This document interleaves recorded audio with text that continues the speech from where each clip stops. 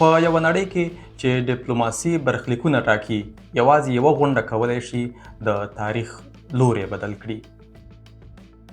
I do like your clothing, though. Yeah, really? You broke it with Biden because Biden, they didn't respect him. They didn't respect Obama. د 2015 کال د مارچ 2 د اول دفتر د جیوپولیټیکي شخړې مرکز ګرځي. د امریکا ولسمشر ډونالد ټرمپ او د اوکراین ولسمشر ولادیمیر زيلنسکي پر اوکراین د روسیې د جګړې او د امریکا او اوکراین پر اړیکو باندې خبرې کوي. نورمال خبرې روانې وي. Well, if I didn't align myself with both of them, you'd never have a deal.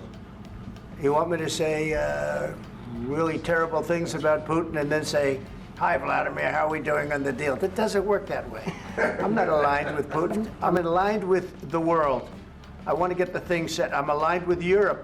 د راتلونکي په اړه باندې په پلانونو غږیږي. خو دا نورمال خبرې تر ډیره دوام نه کوي. What makes America a good country is America engaging in diplomacy. That's what President Trump is doing. Can I ask you?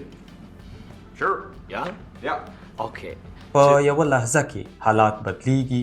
What kind of diplomacy, JD, you are speaking about? What do you mean? هغه څه چې د ډیپلوماټیکو اړیکو په شکل باندې شروع شوي وو ډیر زر په شخړه بدلیږي، په لفظي شخړه، په توندو خبرو، یو بل ته په توندو ځوابونو ویلو. I'm talking about the kind of diplomacy that's going to end the destruction of your country. Yes, but if you Mr. President, with respect, I think it's disrespectful for you to come into the Oval Office and try to litigate this in front of the American media. To Ukraine, that you say what problems we have. Do you disagree that you've had problems bringing people into your military? And do you think that it's respectful to come to the Oval Office of the United States of America and attack the administration that is trying to prevent the destruction of your country? A lot of questions. ډونالد ټرمپ چې په بې باکۍ باندې ډیر مشهور دی، په ناڅاپي توګه باندې زيلنسکي تورنوي او د امریکا په پوځي ملاتړ باندې د اوکراین تکیه پوښتنې لاندې راولي. Don't tell us what we're going to feel. We're trying to solve a problem. Don't tell us what we're going to feel. I'm not telling you. Because you're in no position to dictate that. That's Remember exactly this. what You're in no position to dictate what we're going to feel. Please, you think that if you will speak very loudly about the war, you He's can... not speaking loudly. He's not speaking loudly. Your country's in big trouble. Can I Wait a answer? minute. No. You've done a lot of talking. Your country is in big trouble. I know. You're not winning. You're not winning this. You have a damn good chance of coming out okay because of us. Mr. President, we are staying in our country, staying strong. د اوکراین ولسمشر په خپل خبره ټینګ ولاړ.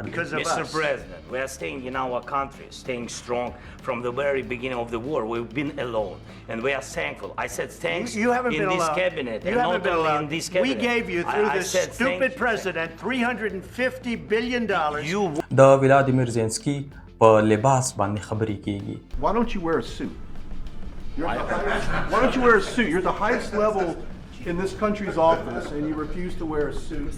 Just want to see if you do you own a suit? د اوکراین ولسمشر د امریکای د ولسمشر او معاون ولسمشر وینس لخوا راګریږي.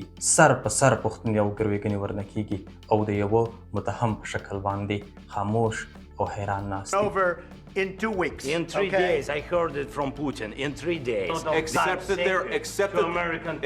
there are disagreements, and let's go litigate those disagreements rather than trying to fight it out in the American media when you're wrong.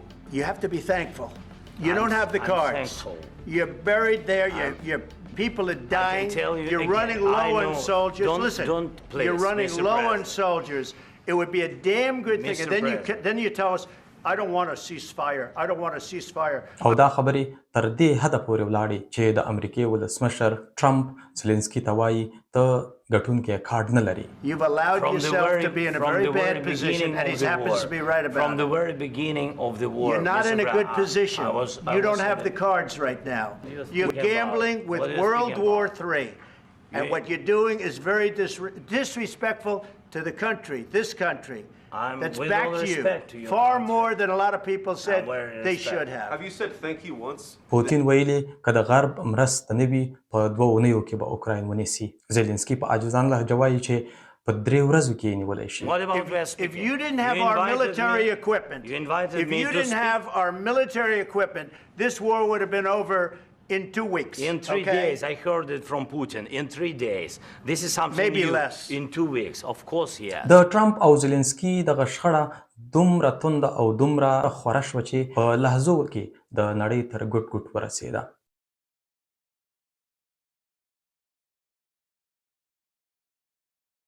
په ایکس یا ټویټر باندې ټرینډونه وچلېدل.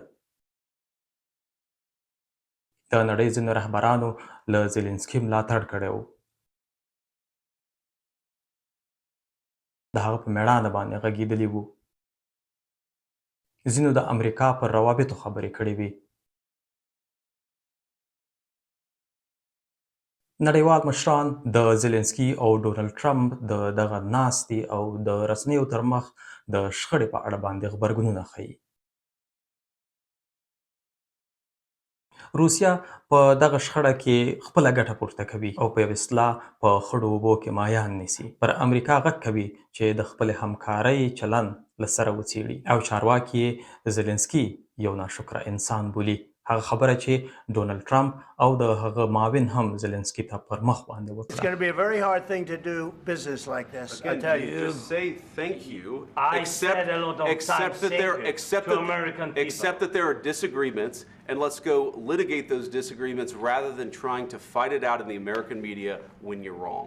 ډونالډ ټرمپ حتی د پخواني ولسمشر جو بایدن په اړه باندې هم ډیر توند وغږېده او هغه یې یو ناپوهه انسان وباله چې د زيلنسکي سره یې بې حسابه مرسته کړې ده. خو د اروپا مشران او رهبران د دغه اړیکو د خرابېدو په اړه باندې اندېښمن دي. دوی د روسیې د تجاوز او حملې پر وړاندې د یووالي پر اهمیت باندې غږیږي.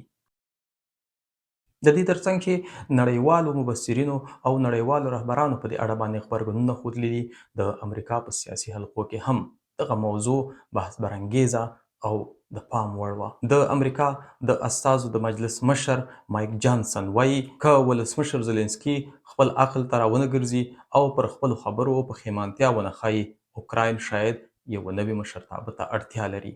د اول دفتر دغه رسنیزه شخړه د نړیوالو ائتلافونو پر نازکتیا او پیچلتیا باندې دلالت کوي او لکه څنګه چې نړۍ ته ښکاري د سولې او ثبات لار لا هم نامعلومه ده. په ډیپلوماسۍ کې خبرې اثر لري، خبرې ځواک لري او د دې شخړې پایلې به د ملتونو راتلونکی شکل کړي.